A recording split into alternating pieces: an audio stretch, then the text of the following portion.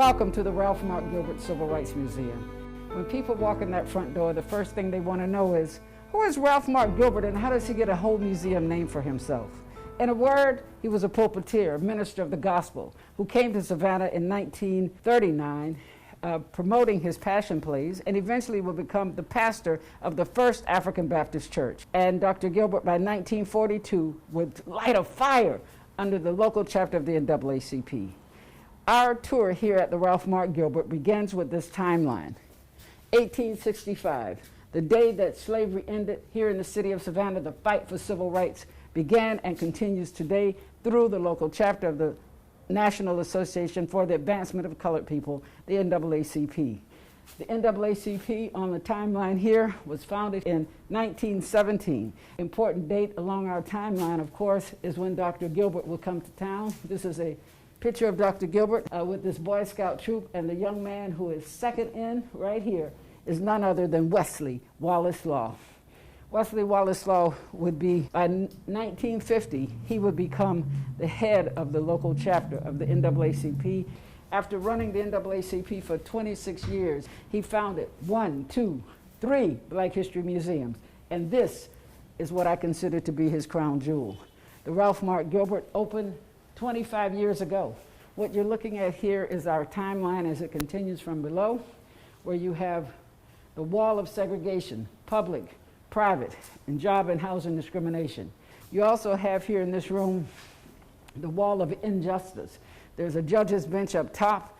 You had Savannah's first black police officers. The original 9 is what they're called. Legalized injustice, lynching here in the state of Georgia, the origin of the term Jim Crow. Now, Dr. Gilbert had another hand in politics. The white primary was eliminated in Georgia under his guidance, a lawsuit that was brought by the NAACP. The voting was already open. However, you couldn't vote in the primary. What was the election going to be? So that was a big change. You also have here, you want to vote? Early on, they would ask you how many marbles in a jar, how many bubbles on a bar of soap. We remember that here at the Ralph Mark Gilbert, the colored voter registration. The first sit-in here in the city of Savannah was 1960, March 16, at the Levy's department store, where 3 young people would go and sit in the restaurant, even though they weren't allowed to be there. It was very organized. They were very polite. However, they were not waited on. That was a game changer, because after that, there was a 15-month boycott of downtown Savannah. If you couldn't eat there, don't buy there.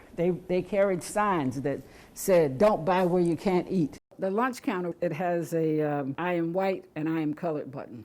And when you press the I am colored, the young man is saying, excuse me, I would like to order. And then the waitress responds to him. And then the other button, I am white, and the waitress has a whole different attitude toward what that patron is saying. Will that be all, Mary? When you go and leave his department store and you were called by your first name, even though you were spending money in this store, you didn't see any other black people working there. This is Savannah's civil rights movement. You look around and you see the local community up on these walls.